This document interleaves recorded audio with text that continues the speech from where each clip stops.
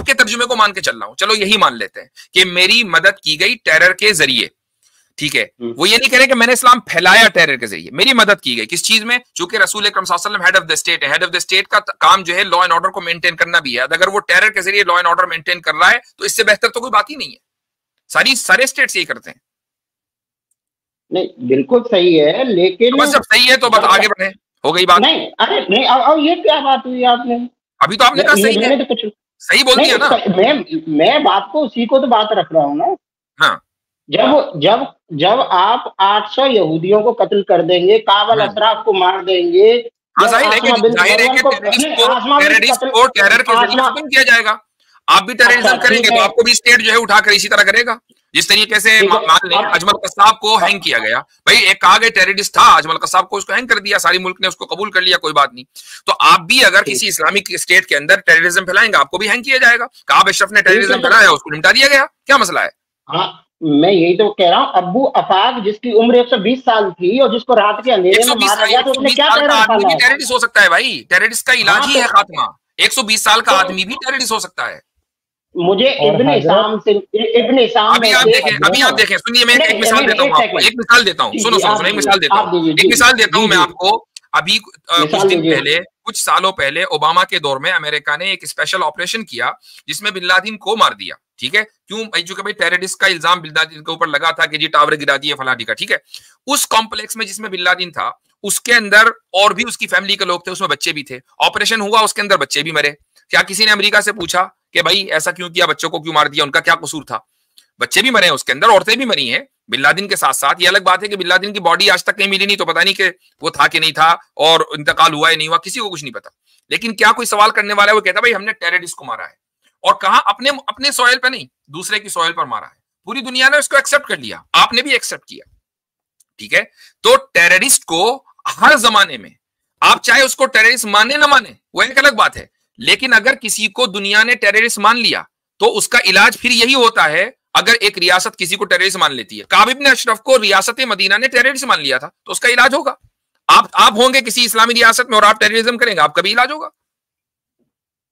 हाँ, तो अब मैं कहूं क्या, अब्बू अफाक क्या है आपके पास कहने के लिए? नहीं, काबल अशराफ और अब्बू अफाक ने यदि कोई भी दो अपराध किए हों तो उनको आप इब्ने हिशाम की या हदीस से आप कोट कर दीजिए, चलो मैं मान लूंगा कि वो अपराधी थे, आतंकवादी। अच्छा, अपराध बताऊं और इब्ने हिशाम की हदीस से? इब्ने हिशाम तो हदीस की किताब ही नहीं है। नहीं, इब्ने हिशाम की नहीं, हदीस नहीं है, इब्ने हिशाम की बायोग्राफी से, अल्लाह की सीरतुल नबी जो बायोग्राफी है उससे मांग रहा हूं मैं। यानी कहीं और से नहीं है, हदीस की किताबों से नहीं भाई। हदीस पहले थे या मोहम्मद साहब की जीवनी पहले थी? अरे जब आप लोगों को कुछ पता नहीं होता ना तो कम से कम हमारे पास बहस करने के लिए ना आया करो। सीरत जो है वो हदीस का एक टुकड़ा है, सीरत हदीस का एक चैप्टर है। हदीस एक लार्जर चीज है, फ्रेमवर्क है, उसका एक चैप्टर सीरत है, उसका एक चैप्टर गज़वात है, उसका एक चैप्टर जो है वो इबादत है, उसका एक चैप्टर नमाज है। सारे अलग अलग चैप्टर्स हैं, उसमें सीरत भी एक चैप्टर है। ऐसा नहीं कि सीरत पहले है और हदीस बाद में है। अरे तो सीरतुल नबी को सबसे पहले बुखारी ने लिखा था या इब्ने हिशाम ने लिखा था? सीरत बुखारी तो बहुत बात के हैं, उससे पहले बहुत सारे सहाबा ने आप की सीरत को नरेट कर दिया था और अहादीस को नरेट कर दिया था। तो इब्ने हिशाम हमारे इब्ने हिशाम हमारे नजदीक अथॉरिटी नहीं है, ये मैं पहले ही बता दूं। इब्ने हिशाम अथॉरिटी नहीं है, इब्ने और तबरी जो है वो अथॉरिटी नहीं है, पहले ही बता दूं मैं। जो सही हदीसों की किताबें हैं, आपके पास जो सही हदीसों की किताबें हैं, चलो ठीक है, ये मौजू बदल जाएगा ज्यादा। आपके पास जो भी अथॉरिटी है उस अथॉरिटी से दे दीजिए। काब इब्ने अशरफ का जुर्म क्या था, उसका टेररिज्म क्या था, मैं उस पर बात करता हूँ। दो चीजें, सबसे पहली चीज ये है कि उसने मदीने के अंदर अनारकी फैलाने के लिए जो भी वो काम कर सकता था वो किया, पहली पॉइंट नंबर 1। अब मैं उसको साबित करूंगा कैसे। नंबर 2, उसने मुशरिकीन के पास जाकर, मक्का के मुशरिकीन के पास जाकर उनको जंग के ऊपर उभारा और उसका नतीजा ये निकला कि जंग अहजाब हुई और मुशरिकीन के सारे जो टोले हैं वो मदीने के ऊपर हमला आवर हुए। तो इमेजिन करें कि आप सतेंद्र सिंह अगर चाइना जाकर चाइनीज गवर्नमेंट के साथ सांठगांठ करें और कहें कि इंडिया के ऊपर हमला करो और आपके बारे में पता चल जाए और आप इंडिया में हो, तो आपका इलाज वही होना चाहिए जो काब इब्न अशरफ का हुआ है। ठीक है, अब मैं कह रहा हूं इसका आप साइटेशन दीजिए ना, कहां से कह रहे हैं आप? अभी तो फिलहाल जाहिर सी बात है कि मेरे पास हवाला नहीं है, लेकिन मैं फिर भी इतने गुफ्तगू हो रही, मैं कोशिश करता हूं। ठीक है, वो फिर अगली बार दे देना। रुक जाए, एक मिनट जरा होल्ड करें, रुक जाइए। आसमा बिन्त मरवन और अरे रुके यार, पहले इस पर बात कर लेना। ठीक है एक पर बात हो जाए। सब्र कर लिया करे सतेंद्र भाई, सब्र कर लिया करे। अरे धैर्य तो धर्म का पहला लक्षण है, वो धारण किए हुए हैं हम। अरे धर्म क्या है पहले ये तो पता लग जाए। अभी तो धर्म भी नहीं पता, सही बात है। चलो धर्म पे बात कर लो। अच्छा, मतलब जिस पे कर रहे थे उस पे नहीं करेंगे हैं? जिस पे बात कर रहे थे। ठीक है, बात करें अभी जरा सा मैं इसको जब तक हम बात कर रहे हैं वो। हाँ, तो धर्म पे आप क्या जानते हो? धर्म के बारे में कुछ जानते हो? आपका नाम क्या है भाई साहब? नाम छोड़े, धर्म की स्थापना करने के लिए अधर्म को खत्म करना जरूरी नहीं है। आपकी आवाज थोड़ी कट गई है, दोबारा बोलेंगे? हाँ जी भाई, माशाअल्लाह। आपने जो है ना जिस किताब का हवाला मांगा उसी किताब का मिल गया। इब्ने हिशाम सीरा नबविया जिल्द नंबर 2 सफा नंबर 34, ठीक है। बैहकी की किताब सुननुल कुबरा जिल्द नंबर 9 सफा नंबर 183। अब आप इसको देखें। अब देखो, फिर जम मत करना, मान लेना, ठीक है। इसमें लिखा हुआ है कि वलम्मा बलगहु खबरु इंतिसार, मैं पहले अरबी पढ़ूंगा और साथ साथ तर्जुमा करते चलूंगा। वलम्मा बलगहु खबरु इंतिसार मुस्लिमीन व क़त्ल सनादीद शिर्क फी बद्र ज़ादहु हादल अम्रु इदाअन व हनक़ा, कि जब उसको मुसलमानों की विक्ट्री और मुशरिकीन के जो लीडर्स हैं उनका कत्ल होना उसकी खबर मिली बदर में, तो उसकी दुश्मनी और नफरत में इजाफा हो गया मुसलमानों के ताल्लुक से। वक़ाला अहक्कुन हादा, क्या वाकई बात सही है कि मुसलमान जीत गए बदर में? अतरौना मुहम्मदन क़त्ल हाउलाइ अल्लज़ीना युसम्मी हाज़ानि रजुलानि यानी ज़ैदन व अब्दुल्लाह इब्न रवाहा अल्लज़ैनि जाआ इलल मदीनति बिख़बरि बशारतिल इंतिसार यौम बद्र फ़हाउलाइ अशराफुल अरबी व मुलूकुन नास। उसने कहा ये लोग अरब के शरीफ लोग हैं, बादशाह हैं, इनको मोहम्मद सल्लल्लाहु अलैहि वसल्लम ने कत्ल कर दिया। वल्लाहि लइन काना मुहम्मदुन असाब हाउलाइल कौम लबतनुल अर्दी खैरुम मिन ज़हरिहा। कहने लगा कि अगर मोहम्मद सल्लल्लाहु अलैहि वसल्लम ने इन लोगों को कत्ल कर दिया तो जमीन के नीचे का हिस्सा जमीन के ऊपर के हिस्से में रहने से ज्यादा बेहतर, यानी मौत ज्यादा बेहतर है। और उसके बाद आगे लिखा है वहाकज़ा काना युहाविलु अन युअज्जिजा नारल फितनति फिल मदीना। इस तरीके से काब इब्न अशरफ ने फितने की आग मदीने में भड़काने की कोशिश की। कौन कह रहा है? इब्ने हिशाम कह रहे हैं सीरत नबविया में, समझे? तो अच्छा, उसके बाद आगे बढ़ते हैं। फ़काब इब्नुल अशरफ अल्लज़ी नज़रा हयातहु लिअदाइल्लाहि लम यक्तफ़ी बिहाज़ल मिक़दार बल इन्नहु शक्कल वफ़दन मिन 60 रजुलन लियजलिबहुम इला मक्का अला अर्रग़म मिन इल्मिही बिअन्न ज़ालिका नक़ज़ुन लिलमुआहदा। इस काब इब्न अशरफ जिसने अपनी जिंदगी अल्लाह और अल्लाह के रसूल की दुश्मनी के लिए वक्फ कर दी थी, सिर्फ इसी पर उसने बस नहीं किया बल्कि उसने 60 लोगों के एक डेलीगेशन बनाया और उनको मक्का भेजा, ये जानते हुए कि ये काम करना उस अहद शिकनी है, यानी जो मुआहिदा उसने रसूल सल्लल्लाहु अलैहि वसल्लम और मदीने की रियासत के साथ किया है अहद शिकनी है, इसके बावजूद भी वहां गया। और आगे लिखा हुआ है कि वकाना यस्तहदिफु मिन वराइ ज़ालिका रफ़अ मअनवियाति मुशरिकी मक्का। उसका मकसद ये था कि मुशरिकीन की वैल्यूज और उनका मोरल को बुलंद करना, व तहरीदहुम अलल मुस्लिमीन हत्ता यक़तनिउ बिल इंतिक़ाम मिम्मा असाबहुम यौम बद्र, और उनको इस बात पर आमादा करना कि वो मुसलमानों पर हमला करें और बदर की शिकस्त का बदला लें। लो भाई, ये जो पूरी बात लिखी हुई है इब्ने हिशाम और इसी तरीके से इब्ने हिब्बान और नसई की सुनन कुबरा, इन 3 किताबों के हवाले से मैंने आपको पूरी बात समझा दी। जी ठीक है, तो जब आप शरीफ लोगों का कत्ल करोगे तो उसके विरोध में कोई आदमी शरीफ लोगों का कत्ल करोगे तो भाई ऐसा तो होगा ही। तो काब इब्न अशरफ के मुताबिक वो शरीफ थे ना, काब इब्न अशरफ तो टेररिस्ट था, चूंकि उसने स्टेट के खिलाफ जाकर हरकत की ना। नहीं, तो ये बात आप जो कोट कर रहे हो इस्लाम नहीं, कोई देखो रोला मत डालो यार, रोला मत डालो। देखो आपने क्या कहा कि भाई काब इब्न अशरफ का जुर्म आप रेफरेंस से साबित कर दें, मैंने रेफरेंस से साबित कर दिया। अब आप उसके जुर्म को जस्टिफाई कर रहे हैं, इसी रेफरेंस में वो ये कह रहा है क्या किसी मुजरिम के जुर्म को जस्टिफाई करना दुरुस्त है? ये ऐसा ही है जैसा कि आप अजमल कस्साब के जुर्म को जस्टिफाई करें। क्या आप जस्टिफाई करेंगे? प्लीज मुझे कहने दीजिए। अजमल कसाब करने को मेरे भाई कुछ बचा नहीं है। नहीं, अजमल कसाब अब बात जो है ना, अब बात जबरदस्ती के आगे बढ़ रही है, क्योंकि आपने जिन जिन चीजों को डिमांड किया यार, इसको निकालो, जिन जिन चीजों को आपने डिमांड किया वो सारी चीजें आपको दे दी, रेफरेंस दे दिया, उसी किताब से दे दिया जिस किताब से मांगते हैं आप, हालांकि वो किताब सबसे ज्यादा ऑथेंटिक नहीं है हमारे यहाँ, उसी किताब से रेफरेंस दे दिया, उसके जराइम का हवाला दे दिया, सारी बात हो गई। ठीक है, टेरर की बात हो गई कि जी टेरर भी जरूरी है, आप सारी बातें तस्लीम करके चले गए यहां से, अब बचा क्या है आपके पास कहने के लिए? तो चले अगली मरतबा आपसे मुलाकात होगी। ठीक है, चलें जी अगले कॉलर को लें।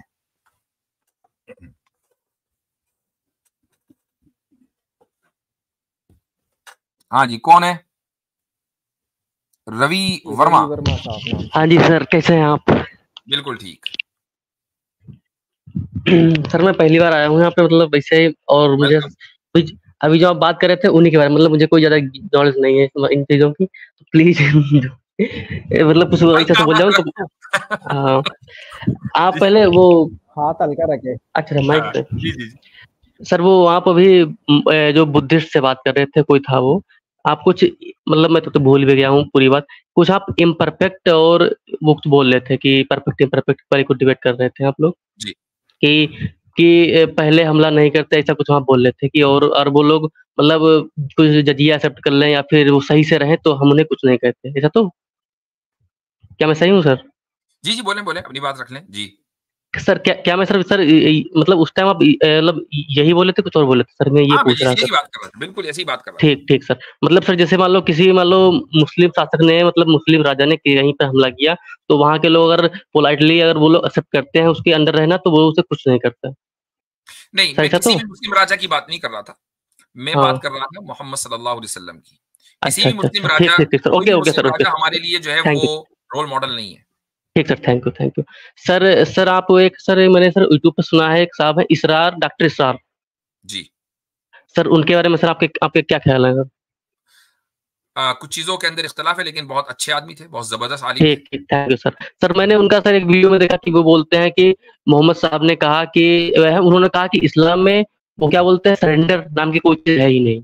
वो उन्होंने एक जंग का हवाला भी दिया था कि वहां पर वो लोग आए सरेंडर करने, उन्होंने कहा नहीं, ऐसा नहीं, इन पर उनको पूरी तरह से खत्म करो, रूल करो।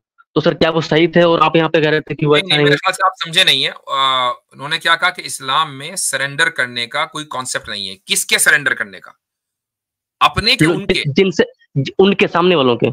नहीं नहीं नहीं, सामने वाले, ये किसने कह दिया आपसे? यही तो मैं कह रहा हूँ सर, सर मैंने रील देखी थी, जैसे आपने मुझ पे हमला किया तो बोले थे कि जैसे आप मुस्लिम हो, तो मैं जो है अगर आपके आवाज कट गई है, आवाज कट गई, बेचारे डाटा कह रहे थे, डाटा खत्म हो गया मेरा, शायद खत्म हो गया। हाँ आवाज कट गई। मेरा ये कहना चाह रहे हैं कि डॉक्टर इसरार साहब ने ये बात कही है कि अगर मुसलमान किसी गैर मुस्लिम, एक मुस्लिम हुकूमत गैर मुस्लिम हुकूमत पर हमला करती है और गैर मुस्लिम हुकूमत सरेंडर कर दे, तो उनके सरेंडर को एक्सेप्ट नहीं किया जाएगा। ये चीज आपने गलत सुनी है, और अगर आपने सही सुनी है, उन्होंने कही है, तो उसका कोई ना कोई कॉन्टेक्स्ट होगा, या फिर सीधी सीधी बात है कि उन्होंने गलत कहा होगा। इस्लाम में सरेंडर का भी, अपने सरेंडर करने का कॉन्सेप्ट नहीं है कि मुसलमान जो है वो इतना बुज़दिल हो जाए कि जंग में वो पीठ दिखाकर भाग जाए। इसको कहा जाता है अत्तवल्ली यौम ज़हफ। अत्तवल्ली यौम ज़हफ का मतलब है जिस दिन मुकाबला हो रहा है उस दिन पीठ दिखाकर भाग जाना। ये न सिर्फ ये कि इस्लामी कानून में ये चीज गुनाह कबीरा, एक बड़ा सिन है और एक जुर्म है, बल्कि इवन सेक्युलर लॉ में, हर मुल्क के कानून में ये जुर्म है। एक फौजी अगर जंग कर रहा है और वो वहां से भाग जाए पीठ दिखाकर, तो उसका कोर्ट मार्शल हो सकता है, भागना नहीं है। तो ये जाहिर सी बात है कि अगर आप फौजियों को ये इख्तियार दे दें कि भाग लो, तो भाग ही लेंगे, फिर जंग कैसे होगी? अच्छा भाई कह रहे थे कि मैंने डॉक्टर इसरार अहमद की रील में देखा है, तो भाई ये रील के थ्रू तो जाहिर सी बात है आउट ऑफ कॉन्टेक्स्ट चीजें, एक तो फनी रील चल रही है वो एक अलग बात है। आजकल कोई भी अपने मतलब की कोई चीज लेता है उसको रील में घुसेड़ देता है, बैकग्राउंड में एक बड़ा प्यारा सा म्यूजिक लगा देगा, कोई शानदार सा, और कहेगा सामने वालों पे धावा बोल दो। तो भाई रील से जो है ना ये दीन ना सीखें, कोशिश करें कि उसका कॉन्टेक्स्ट मालूम करें, जिस तरह मुफ्ती साहब ने कहा। जी हजरत, ओवर टू। सही, वो रील वाला लफ्ज मैंने नहीं सुना था, मैं समझा कि वो कह रहे डॉक्टर इसरार की वीडियो में, वरना ये बात में बिल्कुल अहम बात है। रील से क्या होता है भाई, ये तो वक्त गुजारी के लिए रील का ऑप्शन सामने आ गया है, और लोग उससे जो है वो समझते हैं वो जोक वगैरह या कोई एक अहम पॉइंट है, लेकिन अगर आप दीन सीखना चाहते हैं तो ऑब्वियसली जब तक कि आप किसी का लेक्चर पूरा ना सुने, मान लीजिए अगर वो 1 घंटे का है, 2 घंटे का है, किसी एक टॉपिक के ऊपर पूरा सुनिए, फिर वो कॉन्टेक्स्ट के साथ है, फिर समझिए, फिर बात करें। अच्छा जी, अगला कॉलर ले लें, और अब जरा मुसलमानों को ले लीजिए, चूंकि 1 घंटा हमारा हो चुका है जी। बीच में कोई गैर मुस्लिम आ जाए तो मसला नहीं है जी। अस्सलाम वालेकुम मुफ्ती साहब। वालेकुम अस्सलाम वरहमतुल्लाह। जी मुफ्ती साहब, मेरा नाम मोहम्मद आसिफ कुरैशी, मैं कलकत्ते से हूँ। And firstly you know I am a very big fan of yours and Aamir हक साहब और जितने आपके साथी हैं वहाँ पर, माशाल्लाह से हम सब आपके फ़ैन हैं और सबको दुआ में याद करते हैं। और इनफैक्ट आमिर साहब को तो हमने एक टाइटल दिया है हम दोस्तों ने मिलकर के, he is the terminator, and I am not seeing him today which is very sad.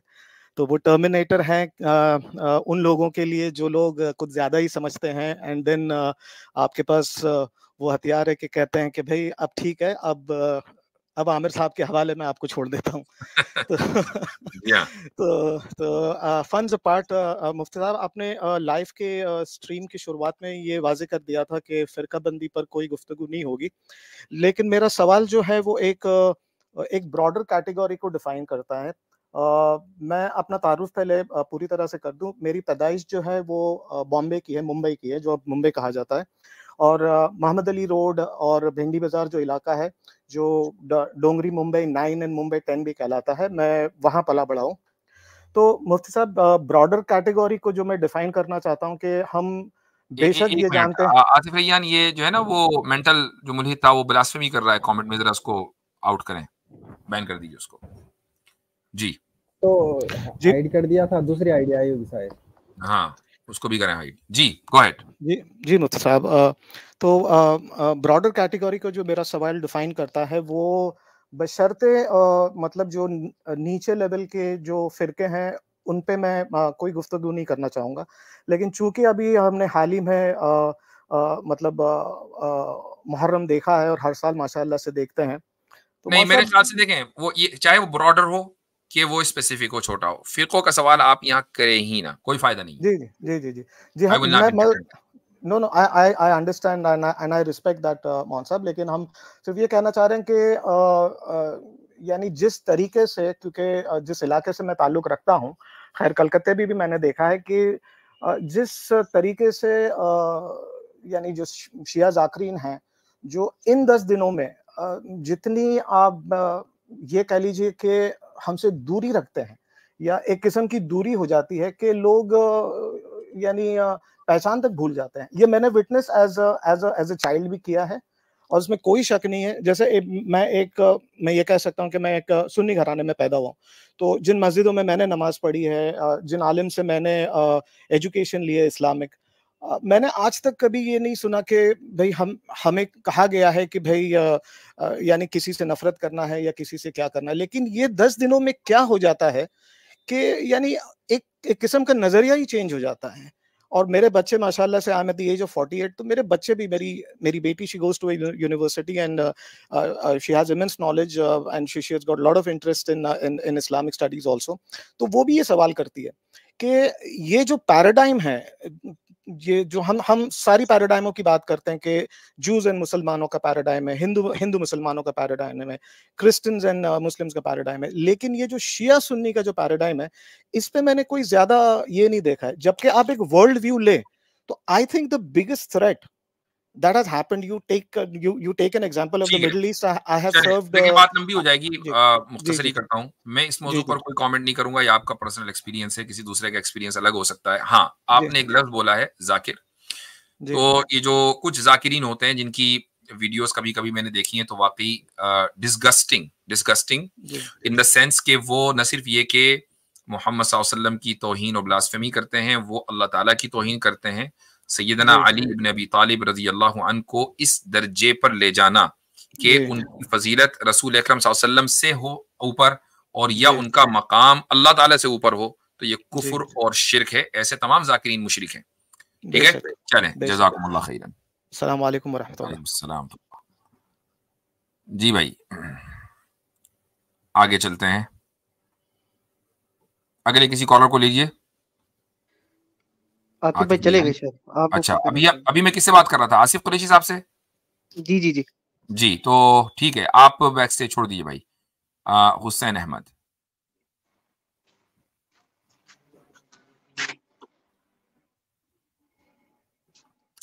Hussain Ahmad साहब बोलें। अस्सलाम वालेकुम रहमतुल्लाहि व बरकातहू। वालेकुम अस्सलाम। खैरियत से हजरत? अल्हम्दुलिल्लाह।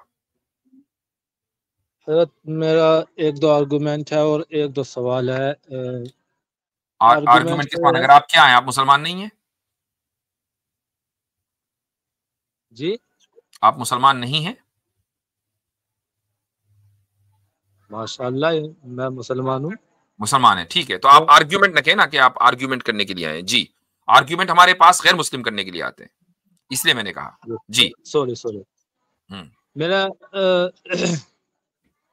ओवैस इकबाल साहब की स्ट्रीम की थी मैंने आपके साथ जी। तो उसमें ओवैस इकबाल साहब ने कहा था कि सर का पैदा करना गलत है। किसका पैदा करना? सर का पैदा करना गलत है। Sir, evil. हाँ, मैं समझा सर, मैंने कहा भाई सर ही नहीं पैदा होगा तो बंदा कहाँ से आएगा? हाँ। शर का पैदा करना गलत है। तो इस हिसाब से तो आप क्या कहते हैं, जितने भी मोबाइल कंपनी है और ये क्या कहते हैं वेपन कंपनी है, सबके खिलाफ इंटरनेशनल कोर्ट में केस दर्ज होना चाहिए, क्योंकि मोबाइल के जरिए भी आदमी शर फैला सकता है। वो मेरे और आपके एतबार से शर है। देखें, आर्गुमेंट सही होना चाहिए, मैं इस आर्गुमेंट को सही करता हूँ। वो ये कि वो शर है मेरे और आपके एतबार से। ओवैस इकबाल के तो मजे ही मजे हैं उसमें भाई। जो मोबाइल से शर फैल रहा है उसको वही तो चाहिए, उसको और उस कुमाश के जो मुल्हिदीन है उनको वही वाला शर चाहिए। अच्छा मुसाब, ये आतिफ भाई कह रहे थे अगर जगह बन जाए, वो निकल गए थे। अच्छा, आपके पास एक्सेस नहीं है? नहीं, मुझसे मैं फोन मोबाइल से आया हूँ। ओके, तो भाई जो लेटेस्ट हैं, मैं उनको जो बिल्कुल आखिर में ज्वाइन कर रहे हैं, मैंने उनको जरा सा निकाल रहा हूँ और उनसे कहिए आ जाएं।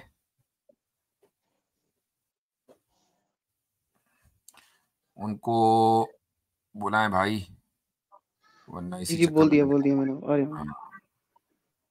तो अरे यार ये लोग भाई थोड़ा सा जगह बनाओ यार,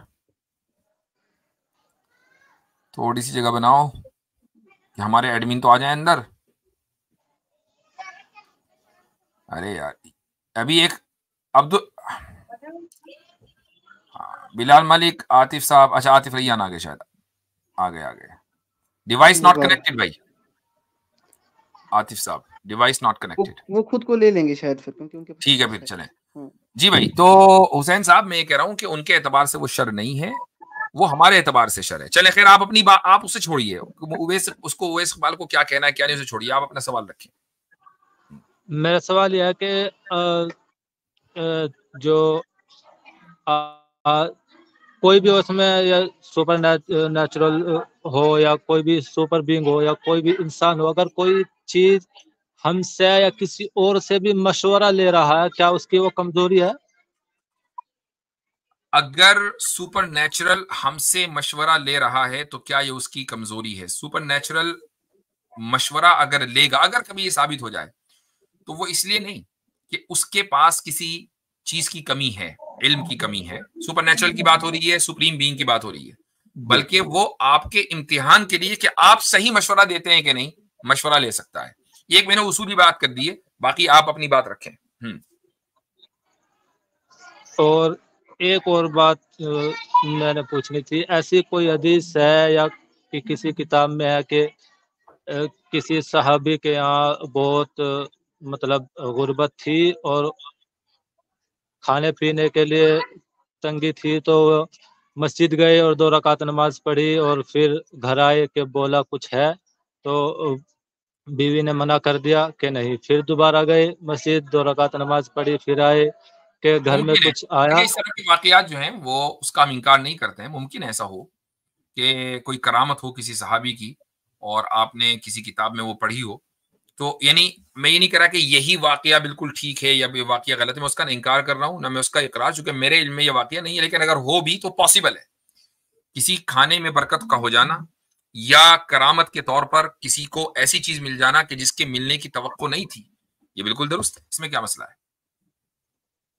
नहीं सर, मुफ्ती साहब ये नहीं, मैं ये बोल रहा हूँ कि फिर वो जब तीसरी या चौथी बार जो भी है वो आए तो घर में देखा कि चक्की चल रही है, हाँ हाँ उससे आटा जी जी, उससे आटा निकल रहा है और आटा बहुत हाँ निकल गया, और उन्होंने कहा ये तो रिवायत बिल्कुल इससे मिलती जुलती, वो काम करके आए थे मस्जिद में नमाज पढ़ के, मुझे याद नहीं, लेकिन सही बुखारी में ये मौजूद है, तो ये करामत है ना।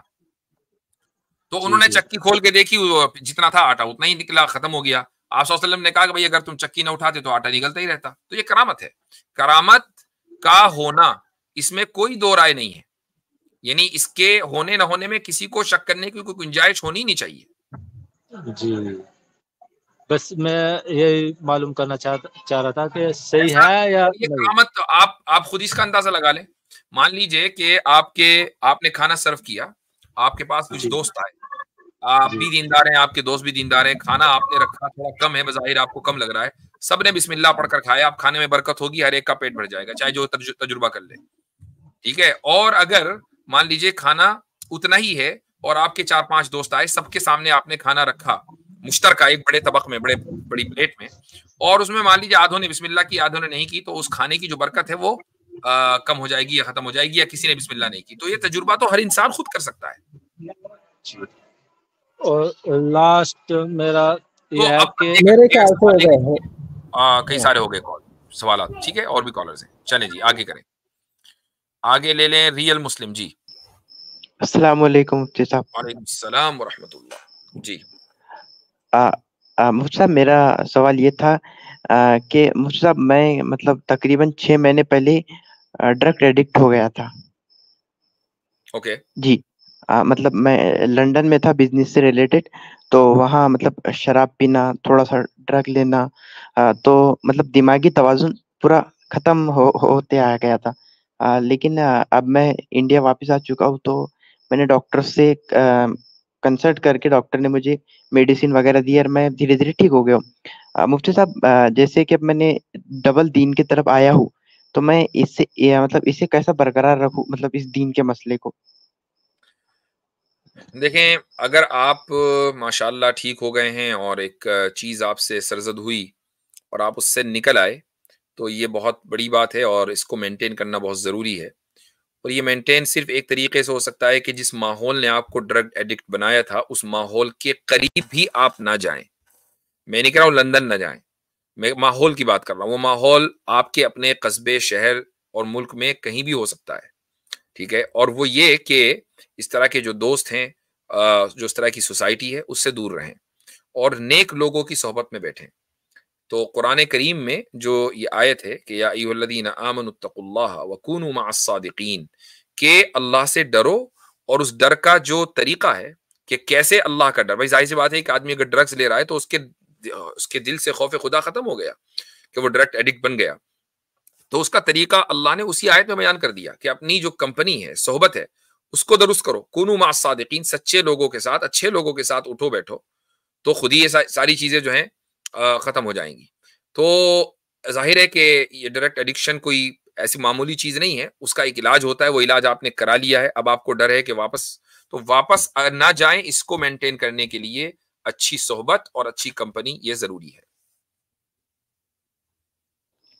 मुफ्ती साहब हमारा बिजनेस है, तो मुंबई से लंदन आना जाना चलता रहता है, तो फिर हम मतलब वहां रहकर क्या कोई दीनी मामलात में या मतलब भाई देखें, मैं लंदन अपने जैसी जगह में, यानी ये सवाल ही अब एक ऐसा है कि लंदन में क्या भाई अच्छा माहौल नहीं मिलेगा आपको? एक से एक सोसाइटीज वहां मुसलमानों की। लंदन में गोरा तो दिखता ही नहीं है, सारे तो मुसलमान ही दिखते हैं। वो तो इस्लामाबाद होने वाला है जल्दी। जी लेकिन हम जिस एरिया में बिजनेस है से रिलेटेड जाते हैं, वहाँ थोड़ा मतलब गोरा लोग ज्यादा रहते हैं। ठीक है, आप देखें, मैं जिस एरिया में रहता हूँ यहाँ गोरे ही रहते हैं, ठीक है, मुसलमान भी रहते हैं, लेकिन अक्सरियत गोरों की है। इसका मतलब ये तो नहीं है कि चूंकि मैंने गोरा देखा लिहाजा खट से मुंह में ड्रग, ये तो कोई बात नहीं ना। यानी माहौल का मतलब ये नहीं होता कि आप गोरों से न मिलें। माहौल का मतलब ये होता है कि आप किन लोगों के साथ अपना खाली वक्त गुजार रहे हैं।